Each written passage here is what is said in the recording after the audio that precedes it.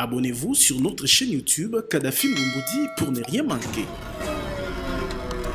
De la police fait un partage de diagnostic sécuritaire avec la population dans le cadre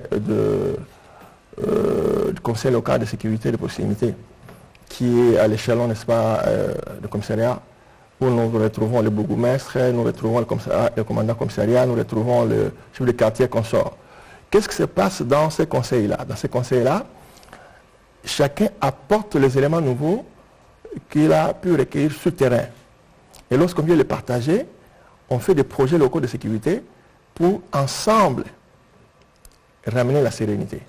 C'est dans ce cadre précis qu'on a parlé de la proximité, c'est-à-dire la police n'est plus en face de la population, mais la police est au sein de la population à l'écoute de la demande sécuritaire et la police vit avec la société. Maintenant, le principe exact, c'est le partenariat et la concertation. Dans le partenariat, on associe les efforts de tout le monde pour que lorsque le projet de société de sécurité a été fait, lorsqu'on a donné des solutions durables, cela amène la quiétude et la sérénité de partout. Il y a aussi un principe de prévention. C'est-à-dire qu'on ne voudrait pas qu'il y ait de la répression, c'est-à-dire on ne laisse pas l'infraction émerger. On fait un effort d'anticiper par la dissuasion, d'empêcher l'émergence, n'est-ce pas, de cette infraction-là ou de l'insécurité. Et dans cette phase de prévention, l'autorité qui est le commandant de police fait un effort pour sensibiliser les parties prenantes de cette gestion de sécurité à combattre l'insécurité, à savoir se protéger et à dénoncer. Je crois que vous avez appris que, comme l'a dit son Excellence ainsi que le porte-parole de l'armée, le général Kasonga, qu'il y a deux ennemis de l'armée rwandaise, des soldats de l'armée rwandaise qui ont été capturés chez nous. Si on vous dit quelle est la première personne qui les avait vus, c'est cette personne-là qui, au lieu de garder l'information, est venue les rapporter. C'est ça le fonctionnement du Conseil local de sécurité. Cet avantage-là fait qu'il y a la collaboration entre les forces de défense et les forces de l'ordre. Une armée ne gagne pas la guerre si sa population ne collabore pas. Alors, l'avantage que nous avons maintenant au niveau des zones opérationnelles, c'est que la population a compris que pour qu'on puisse se débarrasser, n'est-ce pas, de ceux qui sont venus briser la sérénité, il faut que nous puissions collaborer avec la police et l'armée.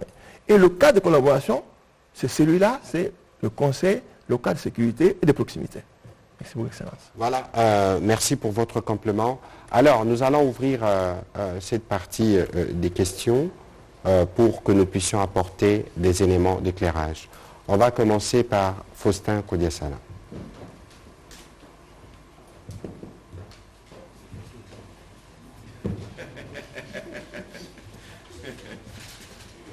Merci Excellence pour la parole.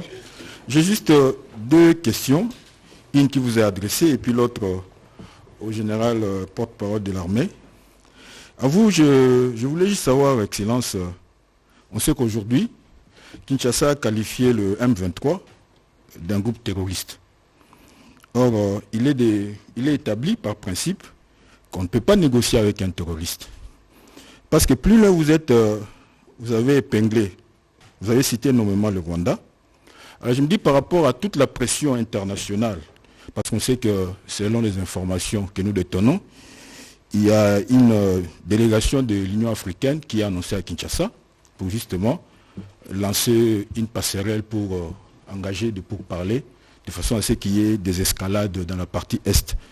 Alors ma question c'est de savoir, parce que l'M23 est taxé d'un groupe terroriste, s'il faut engager des négociations ou des pourparlers, avec qui faut-il négocier? Est-ce qu'avec le M23 ou avec le Rwanda, qui est, on sait que vous avez réuni assez de preuves, qui est apparemment le parrain du mouvement rebelle qui est le M23. Et au général, je voudrais savoir, aujourd'hui, général, on a la preuve après toutes ces années, que toutes ces opérations de mixage, brassage, insertion, c'était juste pour affaiblir davantage notre armée. On a en fait institutionnalisé l'infiltration de l'armée nationale. Aujourd'hui, parce qu'il y a une nécessité de se doter d'une armée véritablement républicaine qui est en mesure de défendre l'intégrité nationale et éventuellement la souveraineté nationale, et de façon aussi à élaguer toutes les impuretés. On sait qu'il y en a beaucoup au sein de l'armée nationale. Vous, en tant que technicien d'état-major, parce qu'aujourd'hui, il faut parler réforme de l'armée. Par où il faut exactement commencer? Merci. Alors merci Faustin pour vos questions qui sont pertinentes. Je dois d'abord rappeler, depuis l'investiture du président Félix-Antoine Tshisekedi comme chef de l'État, il a fait le choix clair de la paix. Vous l'avez vu circuler dans tous les 9 pays limitrophes de la République démocratique du Congo pour passer un message de paix. Parce que le président n'a pas voulu regarder sur le passé. Parce que s'il faut qu'on regarde sur le passé, c'est les sentiments que nous revivons maintenant, et c'est ce qui fait grandir en chacun de Congolais un sentiment de colère. Parce que le passé, il est passé difficile, c'est un passé difficile.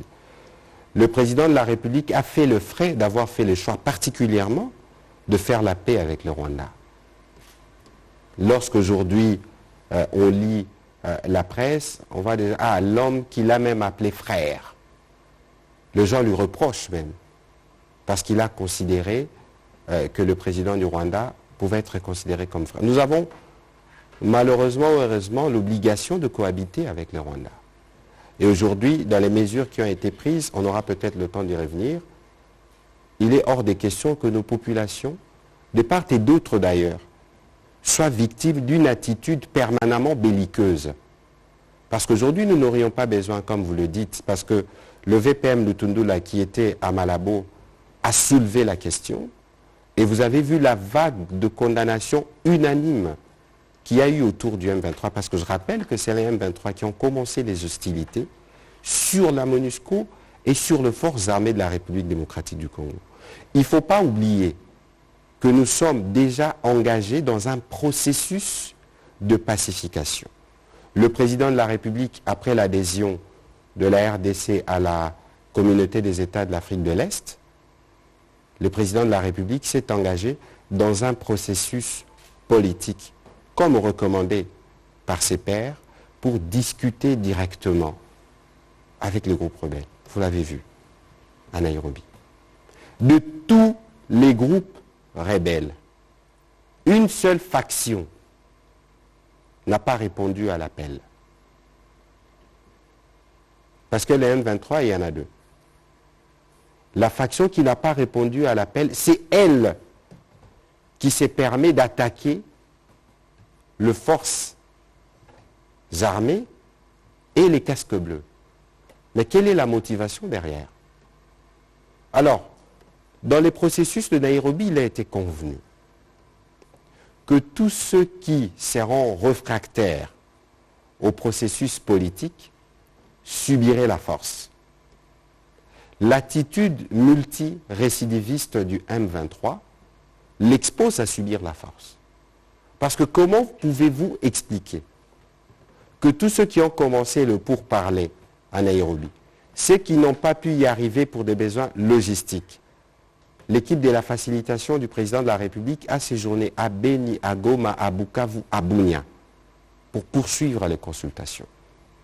Ils ont choisi de ne pas y être, mais parce que sûrement qu'ils n'ont aucune décision, parce qu'il y a un parrain derrière qui a un agenda précis.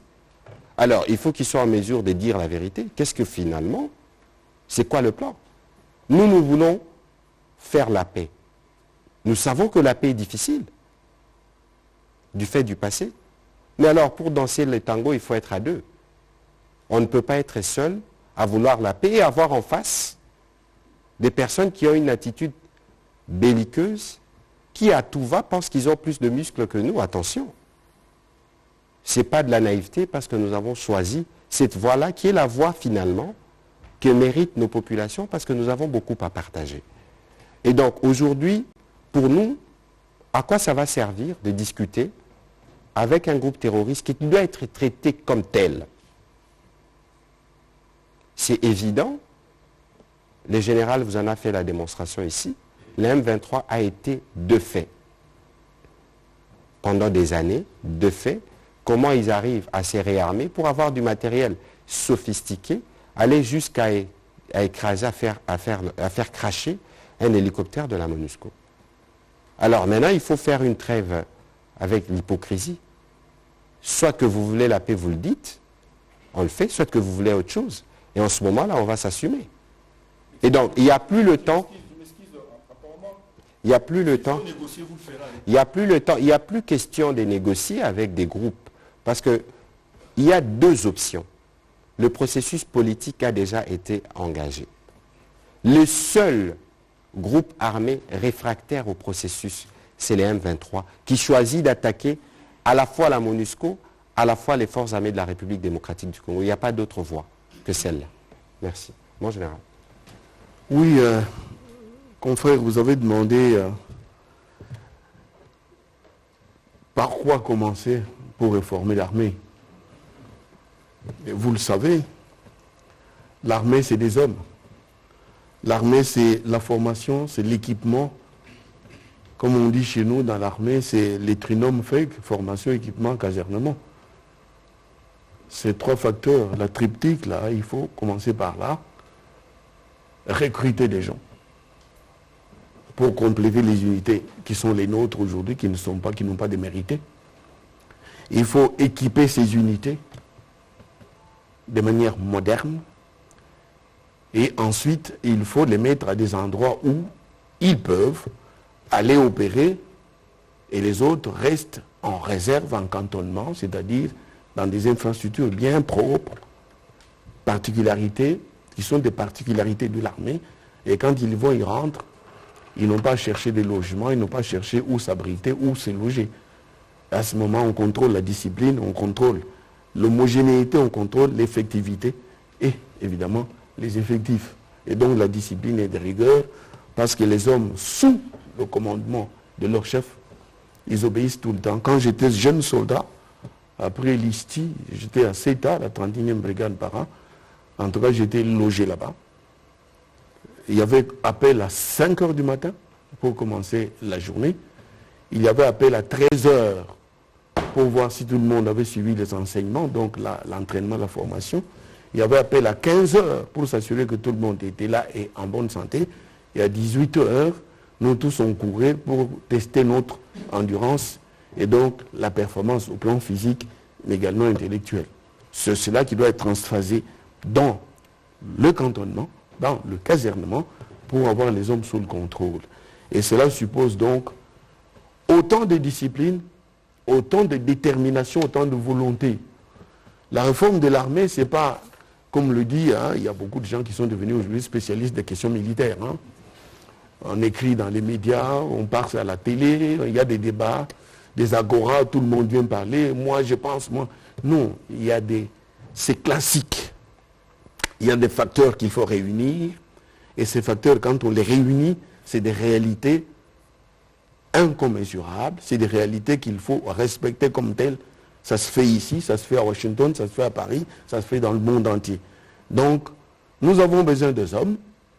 Il y en a qui sont là. Mais il y a d'autres qu'il faut ajouter. D'ailleurs, j'ai lancé, vous avez suivi, l'ACP là, France Inter, Télé 50, RTNC, la maison mère, là où moi-même j'ai commencé quand j'étais en première année, c'est ici. Nous avons lancé au niveau de l'armée, nous avons lancé le spot pour le recrutement. Nous recrutons. Et je profite de l'occasion que me donne m'offre cette circonstance pour dire aux jeunes gens, la défense de la patrie, ce n'est pas l'affaire du soldat seul. C'est la nation ensemble, la nation entière. Qu'elle vienne, jeunes filles, jeunes garçons, 18 à 25 ans, selon le profil, universitaire jusqu'à 30 ans, venez. Nous avons besoin de vous, parce que votre patrie a besoin de vous, parce que nous voulons que vous soyez là, qu'ensemble nous défendons le patrimoine commun que nous a légué la patrie, enfin la nation, évidemment le monde. Dans les limites territoriales qui sont les nôtres, nous avons l'obligation de défendre notre pays. Excellence, je termine par là en disant à notre compatriote, si nous suivons ce schéma-là, demain, en plus des hommes qui sont aujourd'hui sur le drapeau, d'autres viendraient, nous aurons une armée très forte.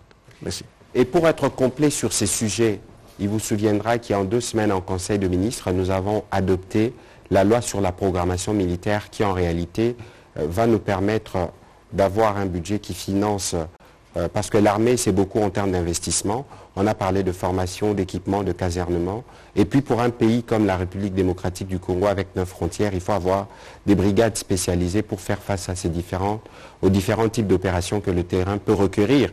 C'est à ces propos que nous nous sommes engagés, et c'est une réforme majeure. Nous espérons terminer son examen déjà au niveau du gouvernement pour que cela puisse être adopté à l'Assemblée, et nous donnerons au pays suffisamment de moyens pour commencer à pérenniser cette montée en puissance de nos forces armées. Prochaine question, Innocent Alenga, et puis ce sera Richard Chako. Merci beaucoup pour la parole, monsieur le ministre. Je compte parmi les reporters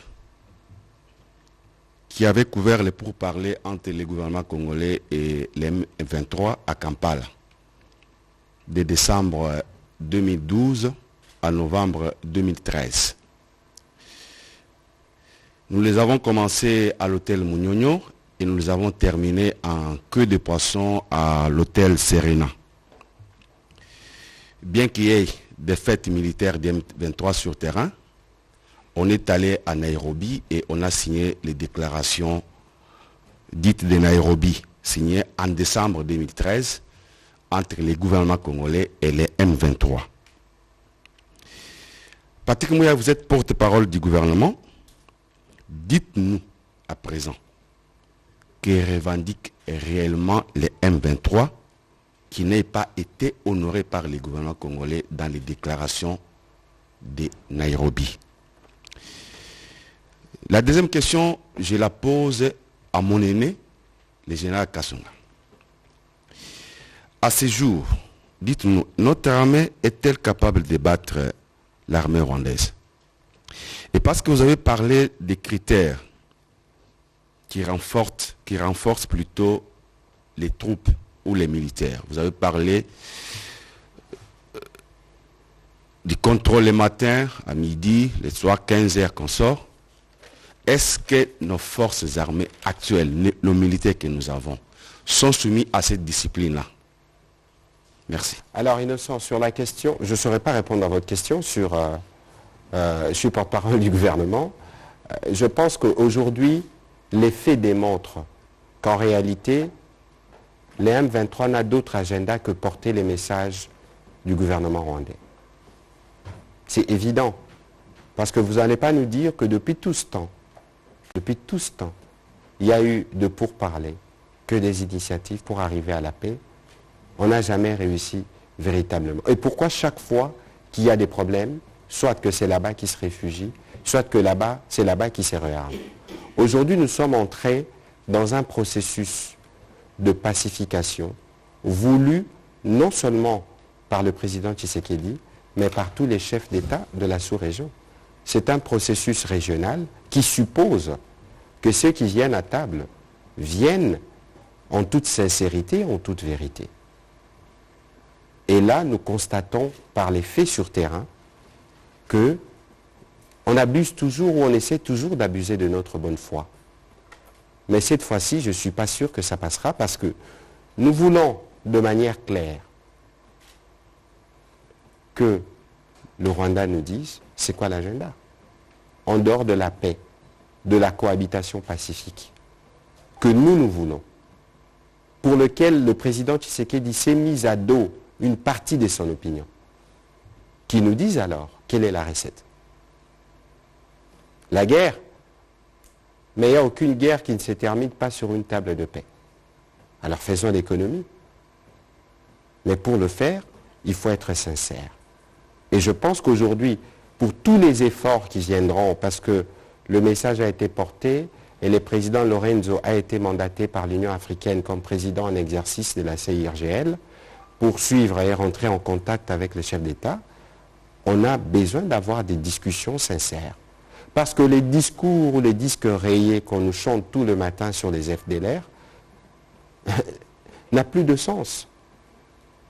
N'a plus de sens. Lorsque eux-mêmes disent que ça existe depuis 32 ans.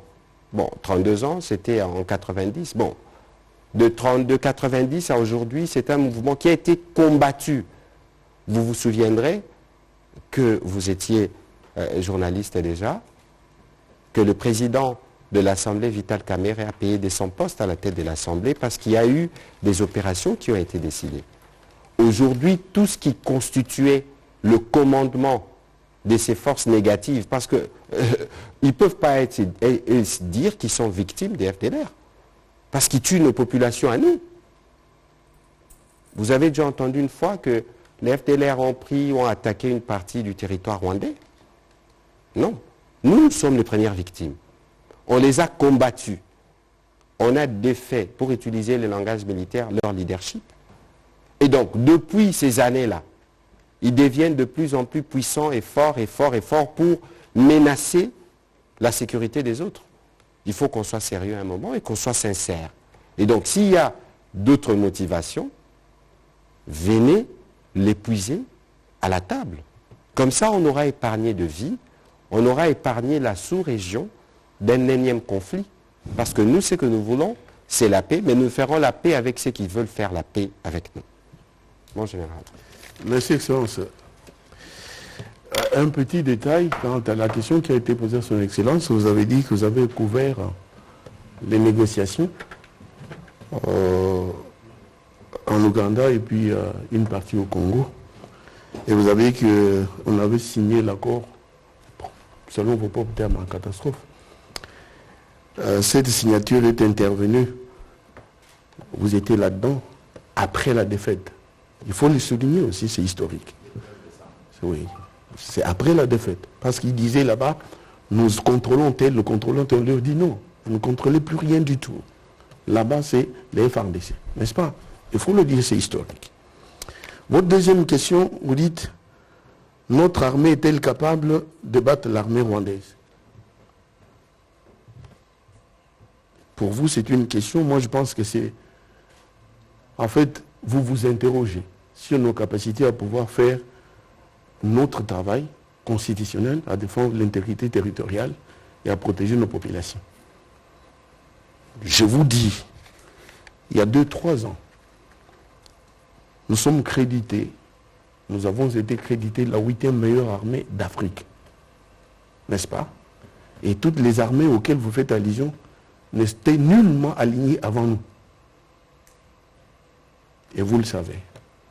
Quels étaient les critères sur lesquels s'étaient basées ces organisations internationales pour nous aligner 8e meilleure armée en Afrique? 1. Notre capacité à défaire les groupes armés. 2. Notre logistique. 3.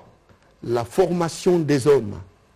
4. Les vecteurs des victoires en termes de engins de l'armée de terre, avions au-dessus, mais également la logistique en général, entre autres.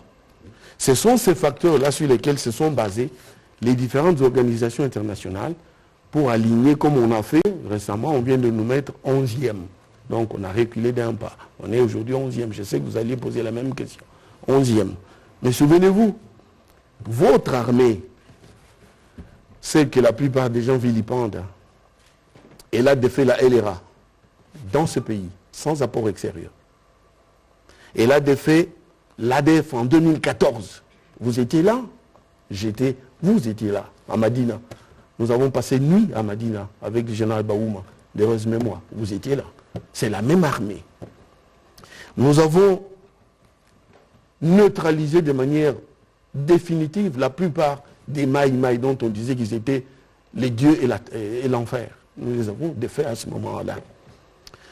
Il n'y a pas plus loin que chez nous qu'il y a quelques années, dans l'espace Kassai, nous avions le phénomène Kamwenansap. vous étiez aussi présents. J'avais réuni la plupart des confrères ici et consoeurs à l'état-major général pour montrer le phénomène Kamouinansap. Comment ça s'est déroulé, comment il s'est drogué pour tuer des terroristes, et nous les avons défaits. Comment nous avons neutralisé des années 2010, 2009-2010, les NILE. Vous étiez encore là.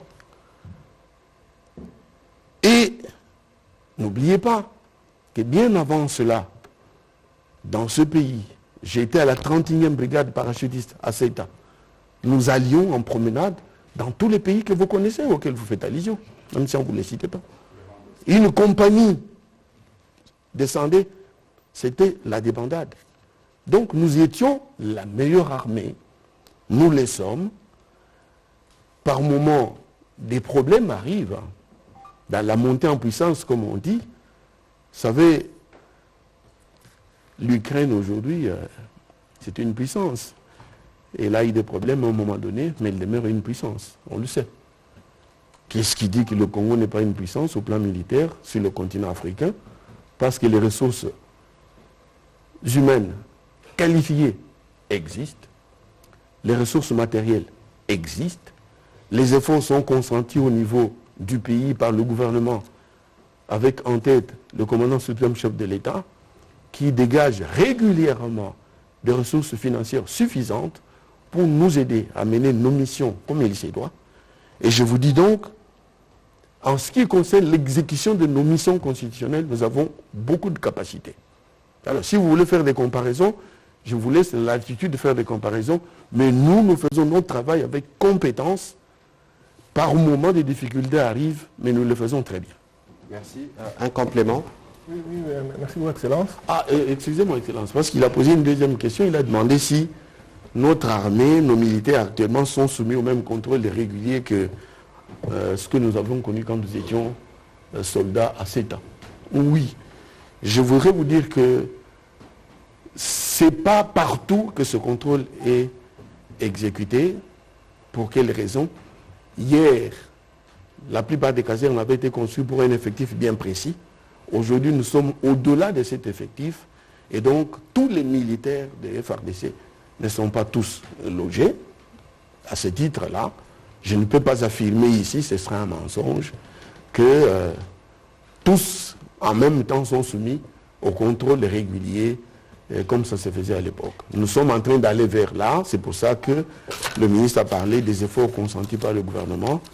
Et dans le cadre de la loi de programmation militaire, cette loi pluriannuelle a intégré dans la planification le casernement, les équipements, donc l'investissement au compte des forces armées. Et la formation. Alors, vous avez sûrement un complément. D'ailleurs, le 17 mai dernier, j'ai invité les médias à venir répondre à votre invitation pour les journées portes ouvertes. Je crois qu'il faut le refaire en cette période où nous comptons sur vous pour la défense de l'intégrité nationale encore une fois, pour que beaucoup de Congolais comprennent le mécanisme de notre armée, comment elle fonctionne. Vous serez impressionné. Moi, j'ai fait le Collège de hautes études des stratégies et des défenses. Nous avons des écoles à tous les niveaux. Nous avons des académies. Nous avons tout ce qu'il faut pour une bonne formation de militaires. Les autres difficultés liées au contexte du pays, mais ne nous empêcheront pas, avec la détermination du président, de doter à notre pays une armée à la dimension des enjeux auxquels nous devons faire face. Oui, je voulais répondre à Innocent pour dire que c'est vrai que vous avez été dans toutes ces négociations, mais je voudrais vous rafraîchir la mémoire pour dire que lorsque le M23 a été défait, désarmé, il y avait une partie qui s'est retrouvée en Ouganda, une autre partie a rejoint les bases arrières au Rwanda. Ceux qui sont allés en Ouganda ont accepté de revenir au pays. Ceux qui sont allés au Rwanda, parmi eux, il y a des braqueurs de banques. N'est-ce pas? Je ne cite pas une banque qu'ils ont fait tomber en faillite. Et ceux-là, quand ils se présentent devant la table de négociation, ils demandent qu'ils soient amnistiés totalement. Ça ne se fait pas. Et de deux, ces mouvements pratiquement n'existaient plus. Mais depuis que nous avions commencé les travaux de la route Bunagana, n'est-ce pas? Ça a créé de l'énervement auprès de leurs parrains.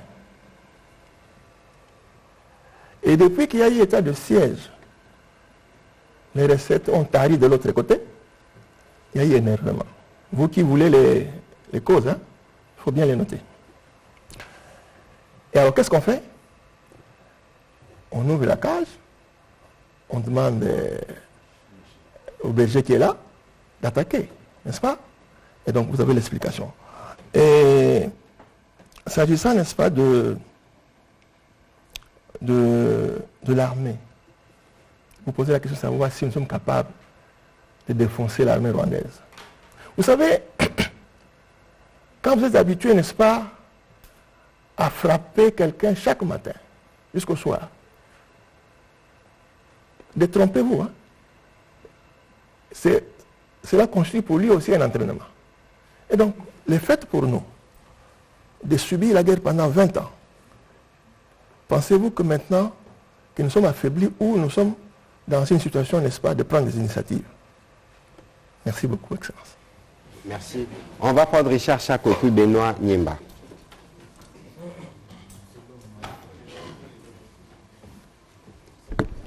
Merci beaucoup, Monsieur le ministre. Excusez-moi de revenir sur la question de Faustin et Innocent avec dialoguer. L'ennemi est connu. Les appels au dialogue se multiplient, la CIRGL, SADC. Est-ce que la RDC est aujourd'hui disposée à dialoguer avec le Rwanda si on lui demandait de le faire? C'est la première question. La deuxième, nous avons vu un tweet du chef de l'armée ougandaise, le fils de Museveni, qui a exprimé sa solidarité, son soutien à Kagame face à ce qui se passe avec la RDC. Quelle est votre réaction dès lors qu'on sait que l'UPDF est en opération conjointe avec la RDC? Dernière question, qu'en est-il avec la convocation de l'ambassadeur Karega? On a appris dans les réseaux sociaux qu'on lui aurait donné 48 heures pour quitter le pays. Merci. Je commence par la dernière question.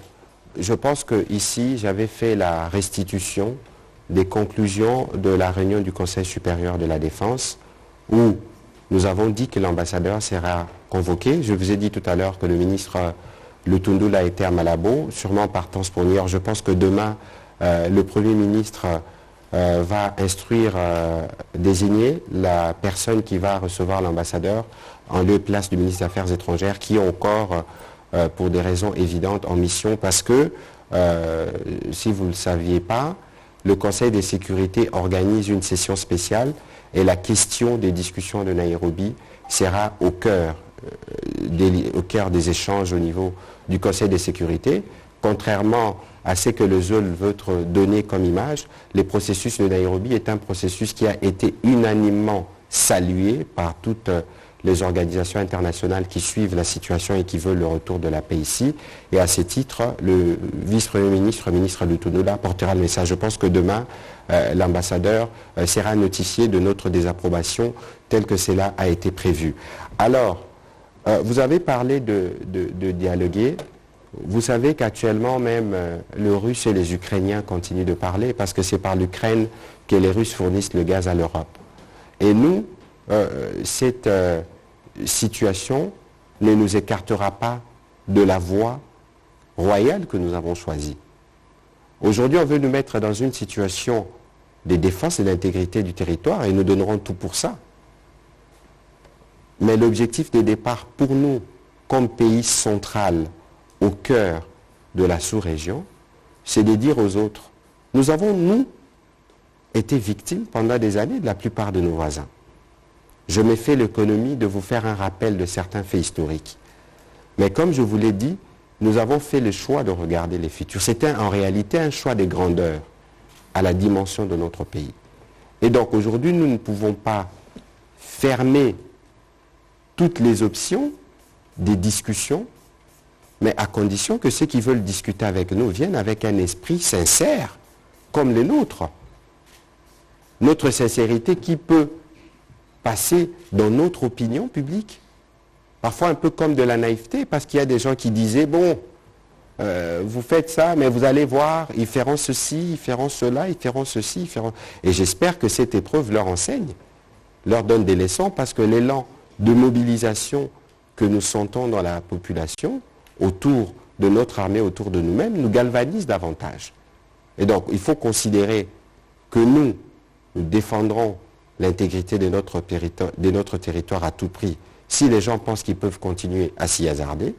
Mais pour le reste, vous venez, mais discutons sincèrement, sans agenda caché, sans des prétextes fallacieux, pour venir troubler la quiétude de notre pays. Et vous savez que dans les jours qui viennent, nous recevons la visite papale à Kibumba même, où les événements se sont déroulés, mais malgré cela, le pape confirme sa visite en République démocratique du Congo.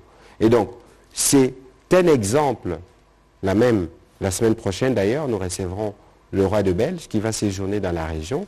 C'est un exemple justement que la stratégie diplomatique portée par le président de la République donne des résultats. Et nous ne tolérerons pas qu'un pays voisin, pour ses intentions inavouées, vienne perturber cette célébration qui, à mon avis, va nous aider à nous réconcilier. Alors, vous avez parlé du tweet du chef de l'armée ougandaise. Vous savez, la République ne se gère pas à travers les réseaux sociaux. Et les questions militaires d'une telle sensibilité ne peuvent pas être abordées sur les réseaux sociaux. Je ne voudrais pas faire des commentaires parce qu'en réalité, parfois, il y a un tweet le matin, un tweet à midi qui peuvent dire des choses qui se contredisent. Je ne voulais pas aller sur ce point. Mais ici, les troupes ougandaises sont venues, ils sont en opération ici. Il est prévu qu'une évaluation soit faite au niveau des états-majors. Le général pourra en dire davantage. Et les deux présidents, le président Tshisekedi et le président Museveni, décideront de la suite à donner par rapport au combat commun que nous menons contre les terroristes des ADF dans notre pays. Et donc, pour le reste, je ne voudrais pas aller sur ces terrains, ce serait purement de la spéculation. Mon général. Oui, Excellence, et vous avez donné la réponse qu'il fallait parce que le commandement militaire, c'est des ordres à exécuter.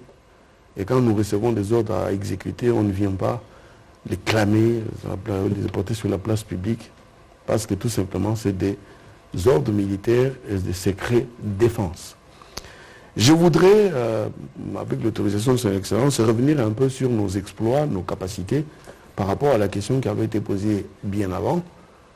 J'ai cité les groupes armés qui avaient été combattus. J'ai perdu de vue de citer aussi les FDLR. Parce qu'aujourd'hui, c'est à la mode. Il est cité à gauche, à droite. Les FDLR auraient été vus et ainsi de suite. Mais n'oubliez pas, dans ce pays, combien de soldats congolais sont tombés sur le champ d'honneur pour combattre les FDLR? Combien de nos papas, de nos mamans, de nos enfants, sœurs, garçons, jeunes filles, jeunes garçons ont été tués au nord Kivu, au sud Kivu, dans les opérations contre les FDLR. Nous avons combattu, armes à la main, avec courage et détermination, ces terroristes que nous avons défaits chez nous. N'est-ce pas? Et ces gens, au jour d'aujourd'hui, ne constituent nullement une menace contre la sécurité de leur pays d'origine. On peut les trouver 10, 8 ou 9 à un endroit, à un autre, à la recherche de la nourriture ou des médicaments pour leur propre survie. Mais nullement une organisation capable de troubler l'ordre public, y compris chez nous, la sécurité. Et depuis combien de temps vous êtes là, vous avez des archives. En tout cas, moi, j'ai mes cartes de visite. Dans notre métier, on a appris à faire des cartes de visite. C'est le dossier de presse. J'ai mes dossiers. Il suffit d'appuyer sur le bouton dans mon bureau, tous les dossiers FDLR sortent. Pas une seule attaque contre le Rwanda. Il n'y en a pas. Aucun jour. Vous êtes là tous. Mais nous avons défait ce groupe. Et aujourd'hui, par génération spontanée, il apparaît que ce seraient des gens qui seraient entre nous ou utilisés par nous, et ce serait le casus belli. Nullement.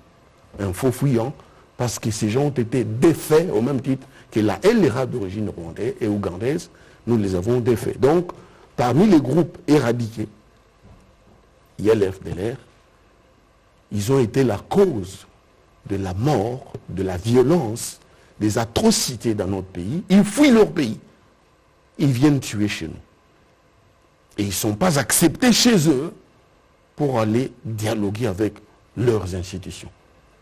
Ce n'est pas tolérable. Merci.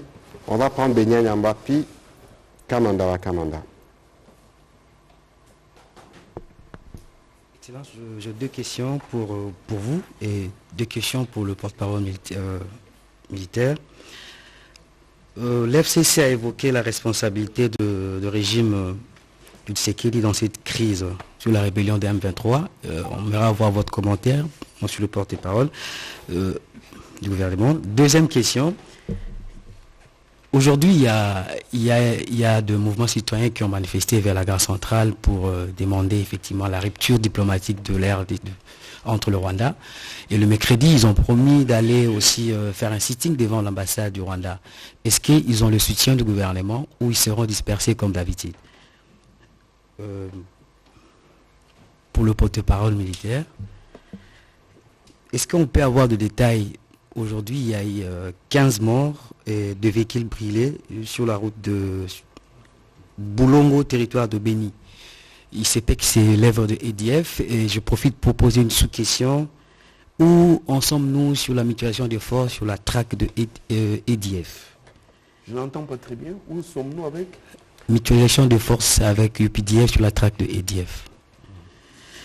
Sur la traque de UPDF encore? Non, EDF. EDF, ok. Oui. Dernière question. L'M23 a replié, mais il n'a pas déposé les armes. Est-ce que le FARDC va continuer à attendre que le M23 attaque pour répliquer ou ils vont continuer à traquer l'M23? Merci. Merci. Alors, sur votre question, comme vous l'avez remarqué, je n'ai pas coutume à répondre sur des questions d'ordre, je dirais cette fois, politicien purement, parce que je suis porte-parole du gouvernement justement pour parler de ce que nous faisons et des solutions que nous apportons aux problèmes immenses qui sont pour la plupart hérités, mais que nous assumons du fait de la continuité de l'État. Mais vous savez, je veux paraphraser le président Kabila, qui a dit un jour que si ce que vous allez dire ne vaut pas plus que votre silence, il vaut mieux ne pas le dire. Je pense que c'est la réponse ou c'est les conseils que le parti que vous citez devrait suivre, parce qu'il ne faudrait pas malheureusement se mettre en marge d'une dynamique collective, d'une mobilisation jamais vue qui s'est fait derrière le président de la République parce que la patrie est menacée, parce que, je vous ai dit, ce n'est pas nécessaire de ressasser les passés. Je pense qu'un silence aurait été la meilleure attitude, à défaut de soutenir clairement ceux qui trouvent et qui essaient de trouver des solutions aux problèmes. Je ne dirai pas, je ne ferai pas plus de commentaires. Alors, la mobilisation s'est faite et nous apprécions beaucoup à Kinshasa, à Goma, de manière spontanée et bientôt dans d'autres villes du pays. C'est des manifestations que nous soutenons évidemment, que nous encadrons parce que nous, comme gouvernement, nous comprenons la colère de nos populations. Parce que justement, nous avons toujours les ressentis de ces passés d'un voisin qui ne pense pas être en paix avec vous, chez lui, sans venir nous déranger dans notre quiétude. Et aujourd'hui, il est de notre devoir, comme gouvernement, d'encadrer cette frustration populaire, parce que ça concourt à apporter non seulement le soutien aux forces armées, mais à nous soutenir aussi dans les efforts que nous faisons, sur tout le plan d'ailleurs, pour arriver à régler les problèmes. Alors, nous sommes le gouvernement, nous avons la direction, nous avons les diagnostics. Aujourd'hui, beaucoup des compatriotes demandent une rupture des relations diplomatiques avec les Rwandais, l'expulsion de l'ambassadeur. Je dois vous dire qu'à ce stade, toutes les hypothèses sont à table. Toutes les hypothèses sont à table, mais nous, de par la stratégie pacifiste du président Tshisekedi, il ne faut pas oublier que l'année dernière, c'est lui qui était le médiateur en chef de l'Union africaine. Et donc, on ne peut pas, quelle que soit la nature de la crise aujourd'hui, fermer les portes aux possibilités des discussions. Parce que quoi qu'il en soit, même s'il y a affrontement, même s'il y a guerre, nous finirons par arriver à dialoguer. Et donc, l'idée ici pour nous, c'est de dire, on va le convoquer, le signifier. Il y a des mécanismes qui vont se mettre en place au niveau de l'Union africaine, au niveau de la CIRGL. On aura encore des discussions, mais il faut faire preuve de bonne foi pour nous permettre d'avancer. Si l'idée, c'est de ne pas avancer, si l'agenda, c'est un agenda belliqueux, nous n'aurons pas d'autre choix que de tirer les conséquences de cette attitude-là. Mais malheureusement, les populations rwandaises en pâtiront. Parce qu'il faut dire les choses clairement. Lorsque nous avons normalisé les relations avec le Rwanda, mais les avions rwandais qui viennent ici, qui viennent le plus? Vous avez même vu une publicité qui est faite avec notre échangeur à nous. Ça veut dire qu'aujourd'hui, il faut se mettre à l'évidence et regarder, oublier cette rhétorique belliciste et regarder les biens de nos populations. Vous voulez que je vous donne les statistiques de combien des Rwandais viennent au Congo par jour, par la grande barrière, par Tchangungu à Bukavu? Vous allez voir qu'il y a plus de Rwandais qui viennent ici que des Congolais qui ne vont là-bas. Et donc, il ne faut pas que ces populations soient victimes des choix qui, de notre avis, ne relèvent plus de cette époque. C'est révolu, les choix des soutiens aux groupes armés, les choix du discours sur les FDLR. Aujourd'hui, le choix, c'est la paix, c'est l'économie, c'est le développement. C'est vers ça que nous voulons aller, parce que c'est ce qui va permettre de donner la prospérité à la région.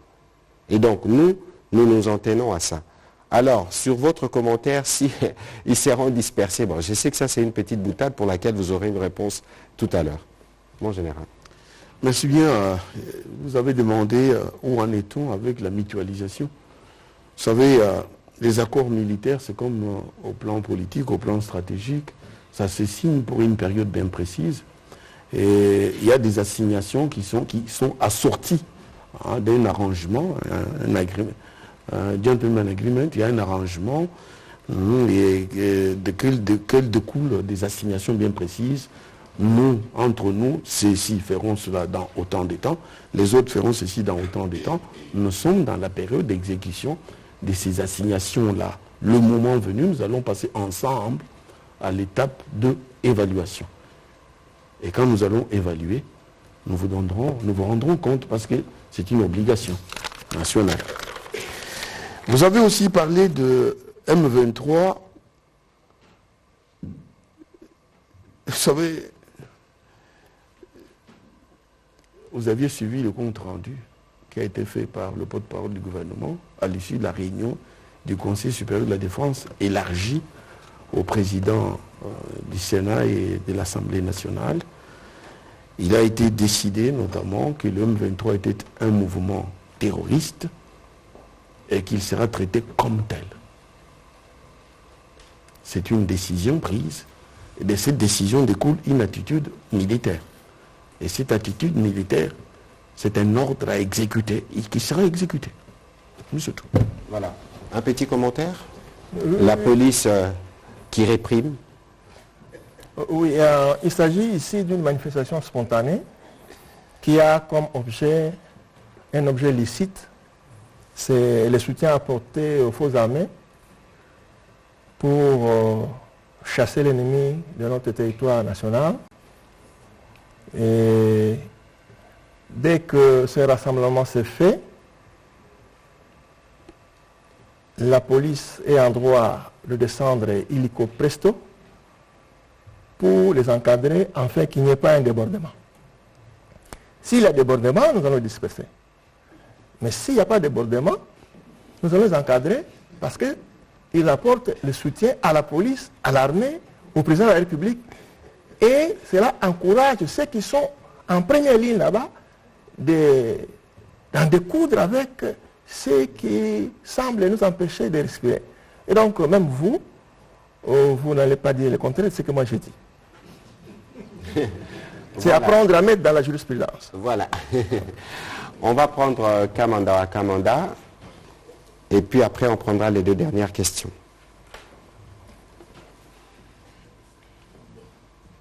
J'ai juste une petite question. Je n'en pose pas, d'habitude, je ne pose pas beaucoup de questions. Ma petite question, c'est celle-ci. Le premier intervenant a parlé des infiltrations dans l'armée, des infiltrations qui ont eu lieu à l'occasion des brassages et de mixage. Alors, j'aimerais savoir, parce que vous savez que le mixage et le brassage ont amené beaucoup d'éléments qui ne sont pas congolais, il faut le dire.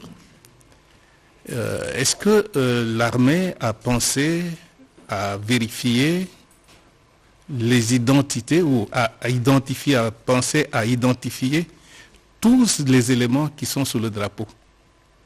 Merci. Bon, alors, on doit d'abord rappeler le principe.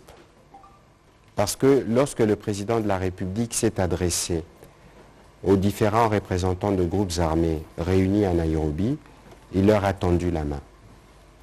Dans ce qui se fera, et d'ailleurs j'espère que dans les jours qui viennent, je reviendrai avec le coordonnateur du PDD-RCS, comme ça, lui aussi se soumettra à cet exercice de rédévabilité pour dire ce qui se fait. Il ne sera plus question de faire de brassage, il ne sera plus question de faire de mixage. Ceux qui rentreront dans le processus de démobilisation déboucheront à la vie civile. C'est ça la règle pour ce qui se fait. Bon, pour ce que vous dites, je ne voudrais pas refaire l'histoire, mais nous connaissons tous le contexte de l'arrivée de Laurent Désiré Kabila en 1997, où nous avions clairement un chef de l'armée qui était originaire du Rwanda. C'est de l'histoire, on ne peut pas la renier. Mais évidemment, il en est resté, sans doute, des éléments ou peut-être des personnes qu'on rattache là-bas. Parce que je dois vous donner une précision. Le général les dira davantage. Dans le Rutshuru, où les M23 opèrent, et malheureusement, lorsque vous regardez leur rhétorique et celle de leurs parrains, c'est de dire qu'il y a des problèmes ethniques. C'est de dire qu'il y a tel type de problème. Mais nous tous, nous savons ici que le Kinyarwanda est une langue congolaise. Dans le Rutshuru, où ils opèrent, c'est essentiellement des populations Tutsi. De chez nous. Parce qu'au Congo, nous l'avons appris à l'école, il y a des Hutus comme des Tutsis.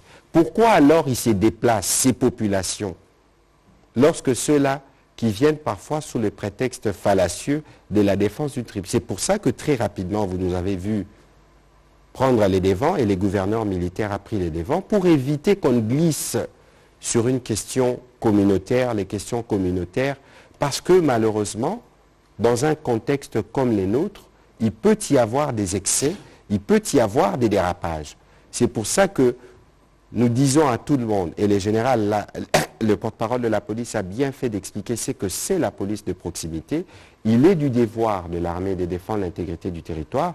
Il est du devoir de la police d'assurer la sécurité. Il n'est pas du devoir des citoyens de s'armer des machettes pour s'en prendre à qui en l'occurrence. Parce que le contexte de 1998, où nous avions des envahisseurs à Kinshasa qui nous exigeaient de nous défendre, n'est pas le même qu'aujourd'hui. Aujourd'hui, vous avez un adversaire qui se cache derrière un groupe, qui a du mal à le reconnaître. Et donc, il faut qu'on fasse attention pour ne pas glisser sur des questions communautaires et ne pas faire les lits, justement, du M23, parce que c'est sur ces terrains-là des minorités qui pensent pouvoir jouer. Mais au Congo, c'est essentiellement aussi un pays des minorités. Et donc, la cohabitation pacifique, le respect de la différence culturelle, c'est quelque chose que nous devons à tout prix préserver, parce que la force du Congo, c'est la diversité. Mon général, est-ce que vous avez un complément? Est-ce que nous avons des éléments rwandais dans notre armée, pour être plus clair sur la question de Baudouin Kamara. Parce que c'est cela la question. Excellence, vous avez tellement bien dit que le brassage et le mixage, c'est une période lointaine qui a créé beaucoup de suspicions, c'est vrai, au point qu'aujourd'hui, un certain nombre de difficultés relèvent de ce fait-là. Mais, croyez-moi, au niveau des forces armées de la République, spécialement au niveau de l'état-major de l'administration, il y a toute une structure en charge de l'identification et donc de la certification. Et ce travail s'est fait, et la fin de ce travail pourra nous aider très rapidement à dire qui est qui et qui fait quoi au sein des forces armées. En ce qui concerne, par exemple, une question qui avait été posée, je n'ai pas rencontré vos préoccupations. Je ne peux pas dire oui, il y en a, non, il n'y en a pas. Je vous dis, en tout cas, le travail se fait. À l'issue de ce travail, les résultats seront rendus publics parce que c'est la rédévabilité. On doit rendre compte à notre peuple. Voilà. Alors, on va prendre les dernières questions. Gilbert Foundier-Fabrice, ce sera en lingala, on va terminer. S'il vous plaît, Excellence. Oui, allez-y. Il y avait, quand on avait parlé du M23, il faudrait aussi savoir qu'aujourd'hui, le programme de démobilisation dans le cadre de la réinsertion sociale et communautaire, ce programme existe et ce programme a à sa tête un ancien du M23. Et donc ça fait partie des cahiers des charges du M23, c'est dirigé par quelqu'un qui est de là-bas, donc il n'y a pas de problème. Voilà. Je vous en prie. Alors, allez-y. Fondi, éditorial 7.net. J'ai juste deux préoccupations pour l'Excellence. Devant cette aventure, est-il possible que le gouvernement fasse appel à 2 millions de Congolais pour s'enrôler dans l'armée? Je pense que le général l'a dit, il y a des spots qui passent à la télévision. Moi, je suis de ceux qui pensent que pour tous les jeunes avant d'aller à l'université, il faut faire une année dans l'armée. Ouais. Mais bon, il y a sûrement des règlements. On a eu les débats au niveau de l'Assemblée nationale, notamment avec l'honorable Daniel Mbaou, qui pensait que le service militaire devait être obligatoire. Je suis de ceux qui soutiendraient une telle proposition. Une dernière question, c'est par rapport à l'arrestation de Yves Bouya. Et qu'est-ce que nous pouvons retenir de cette arrestation? Ouf. C'est bien triste, justement, qu'on en arrive à ça, parce que nous, on a fait le choix, depuis que nous avons été désignés à la tête de ces ministères, d'aller vers la salubrité médiatique. Vous avez vu le président de la République honorer toute la profession en présidant et en clôturant les travaux des États généraux de la communication et des médias. Et ils n'étaient pas les seuls. Tous les présidents des chambres, le Premier ministre, étaient là aux côtés de la presse parce que nous considérons que les médias, et d'ailleurs nous aurons quelques minutes là-dessus, doivent être nos partenaires dans les efforts de développement pour le redressement de ce pays. Mais malheureusement, les secteurs, comme beaucoup d'autres d'ailleurs, est profondément en crise. C'est pour ça qu'au terme des États généraux, nous avons sorti 82 des recommandations qui sont en cours d'exécution. Parmi ces recommandations, il est prévu l'organisation d'un congrès au niveau de l'UNPC, qui est la corporation qui réunit les journalistes, parce qu'un journaliste ne devrait jamais saisir les instances judiciaires. Alors, lorsque le journaliste arrive à saisir les instances judiciaires, quels que soient les motifs, bien sûr qu'on ne peut que condamner les recours à la justice, parce qu'un mauvais compromis vaut toujours mieux qu'un bon procès, c'est les juristes qui le disent, mais ça illustre aussi l'urgence pour nous de travailler. J'ai reçu longuement la direction de l'UNPC la semaine dernière. Je leur ai demandé de me préparer les termes des références parce que le gouvernement, comme il s'est engagé, va financer les travaux du Congrès. Et j'ai recommandé à tous ceux que j'ai reçus la transcendance, parce que j'ai appris ce week-end que le bureau de l'UNPC était scellé. C'est bien dommage que nous-mêmes, entre nous, que vous-même, entre journalistes, ne soyons pas en mesure de trouver des créneaux pour régler nos différends.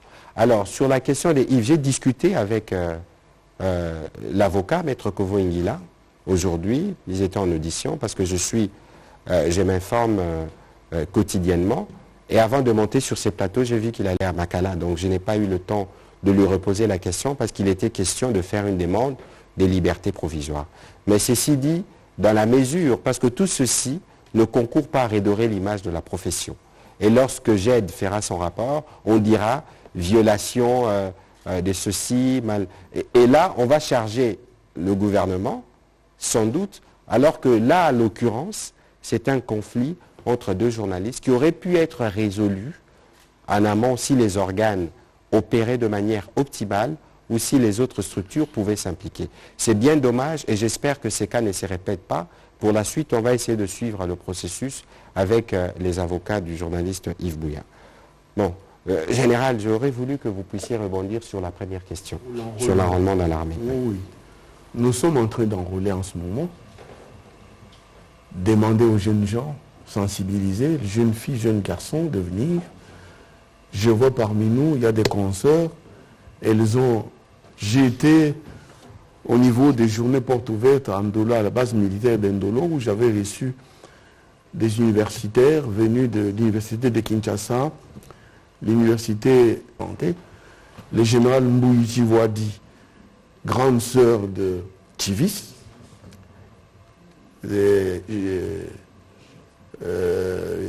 journaliste en danger, et les commandants second du corps de corps logistique, elle est en charge de l'administration de la logistique.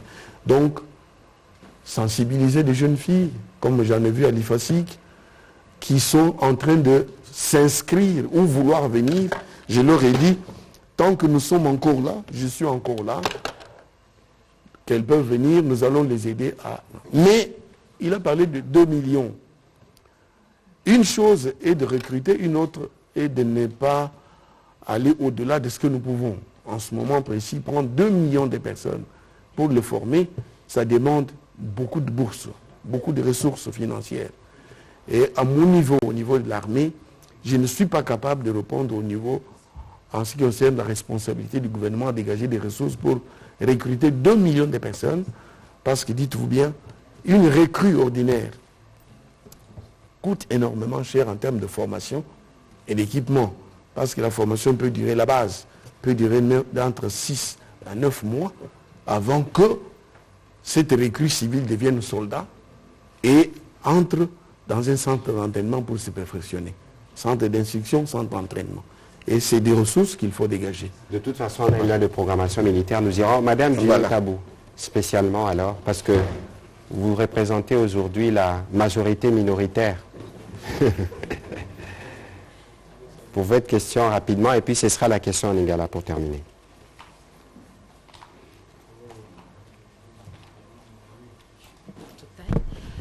Excellence, Monsieur le Ministre, juste un petit commentaire sur ce qui s'est passé la semaine dernière au Parlement. L'opinion n'a apprécié ce qui s'est fait.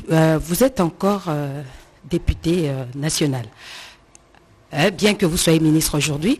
Et aussi au général Richard, j'ai une question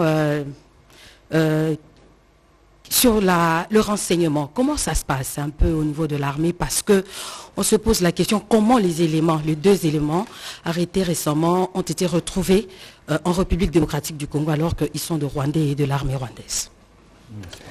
Alors Madame Gino, je n'ai pas de commentaires particuliers à faire parce que nous étions évidemment, d'ailleurs ce soir-là, nous étions avec le président de la Chambre basse et du Parlement au Conseil supérieur de la Défense. Je n'ai pas eu l'occasion de suivre personnellement les discussions telles qu'elles s'est déroulées, mais au moins elles ont abouti à la désignation d'un délégué du Parlement qui sera à la Cour constitutionnelle. Je pense que c'est cela le plus important. Pour ce qui concerne le processus, vous savez comment malheureusement les choses se font chez nous, parce que parfois il y a toujours des tiraillements, parce que la démocratie elle est comme ça partout aussi, et donc il faut le ranger dans le cadre de la du dynamisme lié à tout exercice démocratique. Voilà. Merci bien, madame. Vous demandez comment fonctionne le renseignement. Ce n'est pas un tabou. C'est une organisation qui a pour mission de protéger votre pays, de récolter, chercher, récolter, traiter et mettre à la disposition des structures compétentes les renseignements recueillis, donc les informations avérées pour pouvoir servir la République pour sa défense. Et donc vous inquiétiez qu'il y ait deux éléments qui se soient retrouvés sur notre territoire au-delà de leur pays et qu'ils soient arrêtés, c'est normal. C'est normal parce que c'est une souricière, madame. Nous nous organisons pour que notre système de défense fonctionne au plan de la communication, au plan de renseignement, au plan des opérations, ainsi de suite. Si ces gens ont cru agir comme du couteau dans du beurre pour se retrouver là où ils ont été pris, c'est normal parce que les renseignements ont encadré, se sont préparés pour que cela paraisse comme un lieu non protégé, un lieu non gardé. Mais je ne peux pas aller au-delà parce que si je peux aller au-delà de ce que je vous dis, il y aura sûrement... non, nous travaillons, les renseignements travaillent efficacement. C'est grâce à ces renseignements que nos hommes mènent des opérations en succès. C'est grâce aux renseignements qu'aujourd'hui, la route est rouverte. Kibumba jusqu'à Goma. C'est grâce aux renseignements que nous menons des opérations autour de Tchanzumbuzi Runyoni. C'est grâce aux renseignements que nous avons aujourd'hui la même mise. Nous avons le contrôle parfait de la situation dans le Grand Nord, à Beni là-bas, où l'ennemi, je ne veux pas dire a été vaincu, mais la nuisance a été neutralisée. Voilà. On va prendre la dernière question à Lingala rapidement pour terminer. Matondi mingi Thomas Patrick Moyaya motuna nanga ezali na molobeli ya mbulamata ya Mampinga ya ekolo Congo démocratique otalisi biso na bolai Sabinyo oyo ezali contrôler frontière ezali contrôler entre armée ya République démocratique du Congo, Ouganda et Rwanda. Boni okolimbola na ba Congolais Mampinga tope banguna wana bakotelaki ko na Sabinyo, c'est-à-dire basoda na biso balalaki pongi tope ba trahir mboka pambate ya ba Mampinga ba pays mosusu bazali ko senzela pour na sécurité ya mboka na bango. Motuna mosusu ezali Kagame ba video ezali ko circuler oyo alobi soki moto ezali ko pela avant guerre kota na mboka na ye et sengeli babanda yango ne sika moto ezali kopela poete kobanga zambi moto ezikisa ndako na ye. Deuxième motuna ezali na molobeli ya mbula matari ya Congo démocratique ezali kaka Congo nde tozonga maboko sima soki moto akobundisa biso tango yiso ba mibu ekomi ebele. Congo tozala kaka batu ya dialogue, Congo tozala kaka batu ya dialogue, talatina tozali bongo ko perdre ba Congolais ebele na monele ekolo Congo démocratique. Pourquoi pas ko attaquer pe Rwanda ndenge Kagame azali koloba. Molobeli ya la police après Mampinga ko botola ko bengana banguna moyen logistique nini oyo bozaka na yango pona ko sécuriser population na bino matondi. Voilà, mon général, je reprendrai à la fin pour conclure. Bien. Oui, on est là, Naninga, là. Oui, nayoki ye atuni alobi na Sabinyo nde isika banyangala kata bayaki koingela isika bato na biso bazali kokengela bongo boni bakotaki pona kopusana okati ya mabele ya mboka na biso baya kosala oyo basalaki. Esengeli boyeba que soki totie position militaire et koloba likonzi moko ya basoda na esika na mabele pona kokengela na frontière totie unité mobile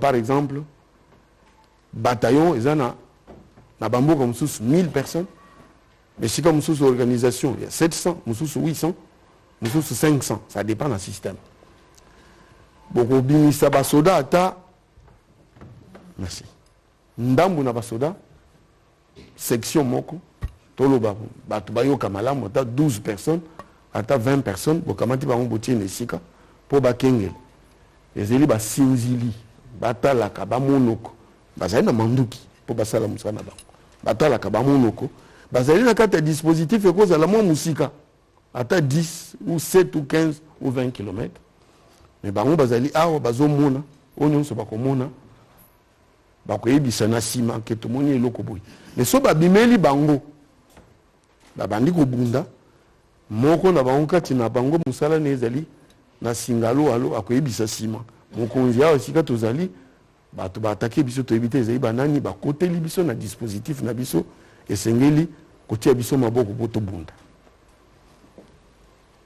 nde esika ozoloba ya sabinyo bongo bato na biso bazalaki wana so tolobi équipe so tolobi peloton bato moke bazali kokengela esika wana bato bauti ngambo ya mboka oyo baye kokotela bango baye kama misato to kama mine na bato bazali awa mokonzi ministre auti koloba bi sincérité honnêteté ngambo toyebi ke bato toza bango likambo te tozokengela nde frontière na biso kosala musala kobatela pe kotala bana mboka bakoya koleka wana bakende bilanga to bakoya koleka wana basala misala na bango en toute liberté basutuka mokama ya bato babimeli bango na manduki babandi kobeta eloko ya liboso bakosala même yo okozonga nsima oyeba bazali boni bazali na manduki ya ndenge nini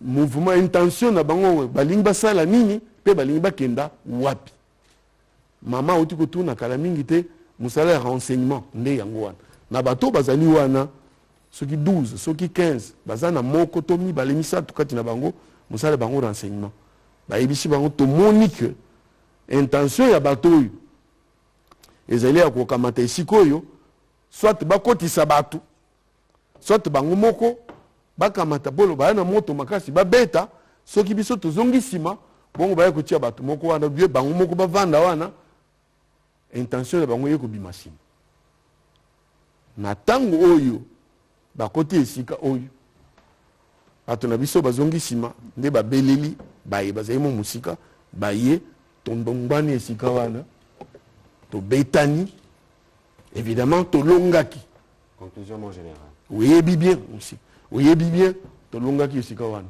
mbala misato donc ezali te ke bakoya lokola promenade baye bakoti lokola mwasi mobali aye abali azongi te aye akuti tobundi tondongbani tozongisi ye nde ndenge elekaka voilà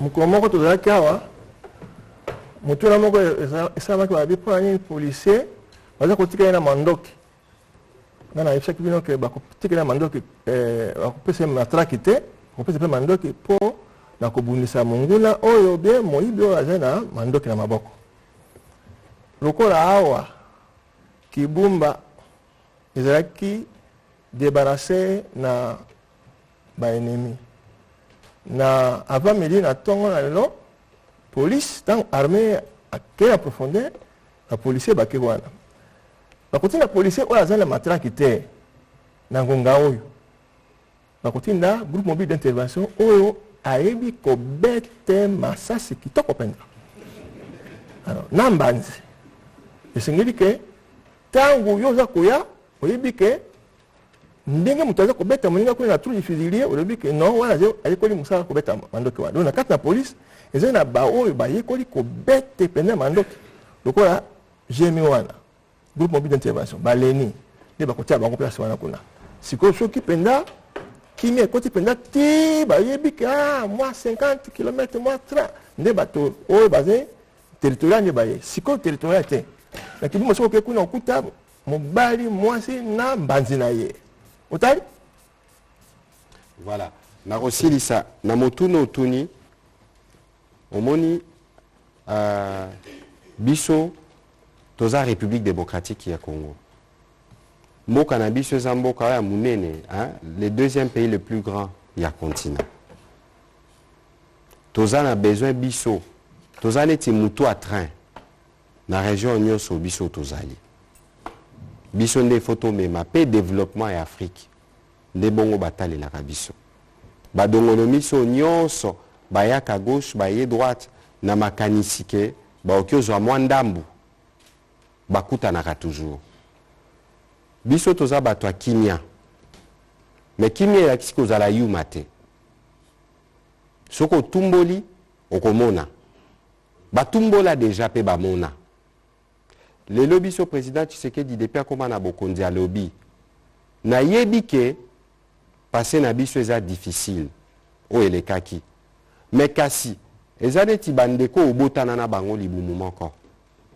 Ata bosololi te me boza kaka na lien ya makila. Ba pays oyo toza na bango ndinga tolingana te. Mais tokozalaka toujours ensemble. Ata lelo tokoti bitumba. Bitumba pe kolomoko kosila. Tokozonga na mesa to solola to kende liboso. Biso to sali choix. Tolobi mabe onyo so binyo bo sala biso to bosani te. Me boya totala ndenge ni tokobongisa pe to banda ko kende liboso. Mais soki bango batikali kaka na ba attitude wana matumboli bakokuta ya turo kutu bakokuta na koleka. Parce que depuis o makambo e bandi na ngongo tozoloba ba congolais na Goma na Kinshasa pe na ba province nyonso baza ko telema. Okiozano na mandoki nenge nini. Mais ceux qui peuple congolais telemi ata sa mandoki tokolonga bitumba. Donc lelo biso choix o biso to sali eza choix ya bakolo balobaka la sagesse. Parce que moni yozo kanisa koza makasi keba obundi nanu te. Là o bando bisa makoso yebi okokutana nango te. Pour détermination ezawa. Mutu akolonga biso na Congo azate. Omoni biso tozo batela ekolo na biso tolakisi bino bilili ya basoda o bakoti na mboka na biso. Eza matumboli. Na sima ba prétexte ya banini. Yango lelo naza kosukisa pe wana président Tshisekedi aza déterminé à komema Kinya. Masole bandaki na Nairobi na ba groupe armé nyonso. Sauf groupe armé moko. O pona biso lelo komi groupe terroriste. O bazo attaquer armée, bazo attaquer pe ba casque bleu. Parce que baza na parrain moko mukolo moko na sima, azotinda ba mbo sala boye, alors que to vandina na mesa poto solo la to lukande to régler ba problème. Alors, président de la République a ça qui réunit au Conseil supérieur de la défense, auto annonça qui ba première mesure. Ce qui m'a tout moulu et continuer, ba mesure mususu koya. Donc ba congolais lelo message ezaka moko. Il faut qu'on ala mobiliser derrière le président de la République, derrière le gouvernement. Mutaro sakana na mboka na biso azate mutaro ya pe na baloyenge. Oyeka na mwa loyenge ndenge zalaka. O meka kozwa mwa mabele à Congo kokutana na bana Congo. Je crois qu'aujourd'hui, il faut que les uns les autres intériorisent ces messages-là. Choisir la paix n'est pas le choix de la naïveté. On espère que dans les jours à venir, parce que nous reviendrons encore bientôt devant vous pour vous faire le point de l'évolution de la situation, parce qu'il y a un processus diplomatique qui a été engagé. Le président de l'Union africaine, il a remplacé qui? Président Félix. Macky Sall a solo lakina président Félix, a solo l'IP na président Yamboko Mususu, ma solo zobeta matokotala. Ya turo yoboya na motema ya kufungwama. Soki boye na bajena ya sima, tokotala oyo, tokotala place et komema biso, mais na suka Congo ndeko gagné. Merci.